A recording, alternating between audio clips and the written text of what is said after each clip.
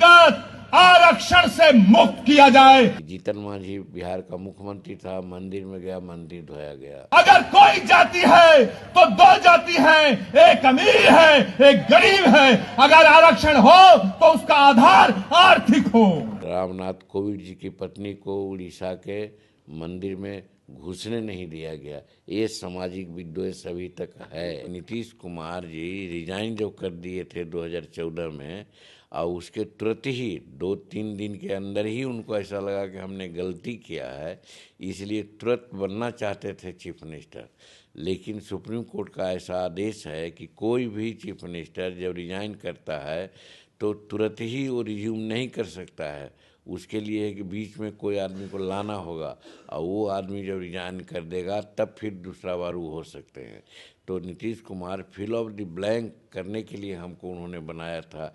इसलिए कोई जानबूझ करके कि जीतन मांझी बहुत योग्य है या शेड्यूल कास्ट है या शेड्यूल कास्ट में भी अंतिम पंक्ति का आदमी है, इसलिए हम बनाए, वैसी बात नहीं थी। वो कानूनी अपरिहार्यता के चलते उन्होंने बनाने का काम किया था। आपको इस्तेमाल कर लिया नीतीश कुमार जी? निश्चित रूप में इस्तेमाल करना चाहते थे वो, लेकिन हम तो इस्तेमाल नहीं हुए। आप लोग तो जानते हैं, जब अनंत कुमार जी जो पार्लियामेंट्री मिनिस्टर थे भारत सरकार के, मर गए, उन्होंने कहा था कि मांझी जी आपने सरकार चलाई है, बहुत चीफ मिनिस्टर को हमने देखा, लेकिन इतना कम समय में इतना बढ़िया चलाए हैं, वो काबिल तारीफ़ है।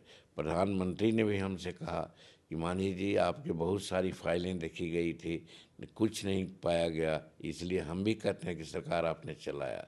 तो ये तो टेस्टिमोनियल है उन लोगों का। नीतीश कुमार जरूर तो इस्तेमाल करना चाहते थे, और 2 महीना सही है कि हम इस्तेमाल हुए। ये तो पत्रकारों को हम धन्यवाद देते हैं कि पत्रकार बोलने लगे कि जीतन मांझी रबर स्टैंप के रूप में काम कर रहे हैं, जीतन मांझी रिमोट से चलते हैं। तो उस समय मेरी भावना जागी, और फिर उसके बाद 7 महीना जो हम काम किया आज सबके सामने है। एक आचार्य प्रमोद कृष्णम है, कांग्रेस के बड़े नेता, वो बोले हैं कि जाति आधारित आरक्षण खत्म होना चाहिए, आर्थिक आधार पर टोटल आरक्षण होना चाहिए। कांग्रेस के सीनियर लीडर आचार्य प्रमोद कृष्णम।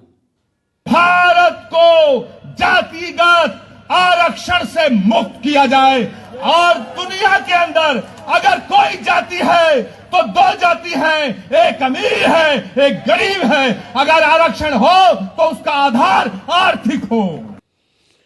देखिए, बाबा भीमराव अंबेडकर ने बेसिक कंसेप्ट दिया था। कार्ल मार्क्स और बाबा भीमराव अंबेडकर में फ़र्क यही है। कार्ल मार्क्स कहते थे कि पिछड़ापन का कारण हमारा आर्थिक स्थिति है, लेकिन बाबा अंबेडकर का कहना था कि आर्थिक स्थिति नहीं बल्कि सामाजिक और शैक्षणिक स्थिति हमारी खराब होती है, तब हम कमज़ोर होते हैं।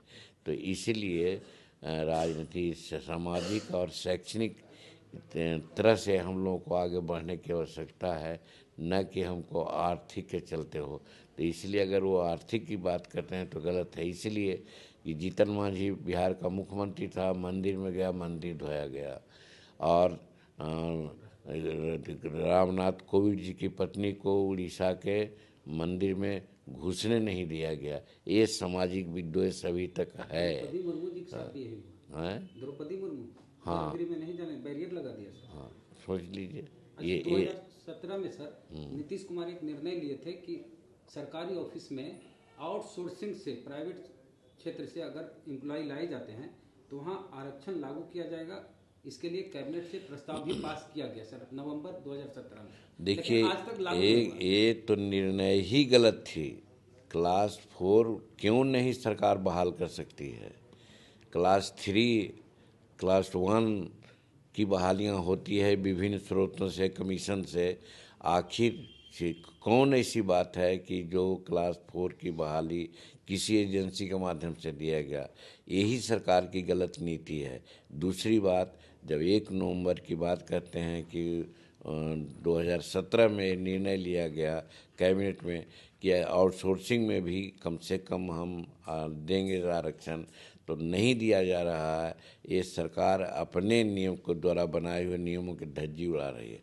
और दूसरी बात मैं इसमें ये कहना चाहता हूँ कि आउटसोर्सिंग को देने का प्योर हम विरोधी हैं, इसलिए कि अगर 15,000 रुपया पे मिलता है या सरकार से क्लास 4 को, और 15,000 वो एजेंसी को सरकार दे रही है, लेकिन एजेंसी जो बहाल करती है वो 10,000, 5,000, 9,000, 8,000 पर बहाल करती है। इस तरह से हमारे लोगों को मजदूरी, जो मिनिमम मजदूरी भी होती है, उसमें वो लोग कटौती करते हैं। तो एक हीनियस क्राइम सरकार करवा रही है।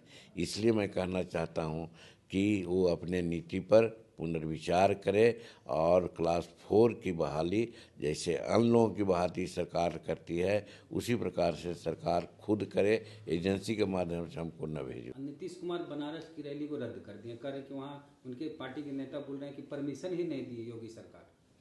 नहीं, ये तो एक बहाना है, स्टंटबाजी करते हैं नीतीश कुमार, ये तो आप लोगों को पता है। इसलिए वो छोटा कॉलेज या छोटा स्कूल को चुने होंगे कि जितना जानबूझ करके कि वहाँ हमको परमिशन नहीं मिलेगा, लेकिन ये मांग लिया और ये शो किया कि हम 5 लाख आदमी को वहाँ पर लाएंगे।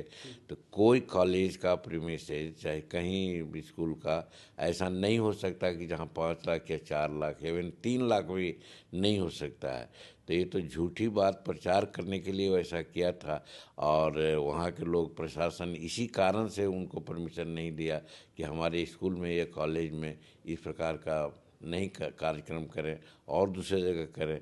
तो चूँकि ये अपनी कमी को छिपाने के लिए ही ऐसा किया था, आज प्रचार कर रहे हैं कि सरकार हमको नहीं दिया परमिशन, ये अपना टीआर बढ़ाने की बात किया। सच्चाई है कि वहाँ पर कहाँ से आता, 10,000, 5,000 आदमी जुड़ जाता है अलग बात है, लाख की बात कहाँ से होती। तो ये तो अपना स्टंटबाजी करते हैं, स्टंट है इनका।